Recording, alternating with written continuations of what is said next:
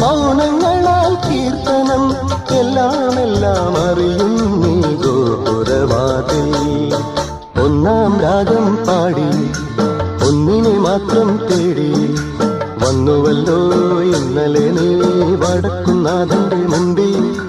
പാടുവതും രാഗം നീ തേടുവതും രാഗമാ ദേവനുമനുരാഗിയാമമ്പലത്താവേ.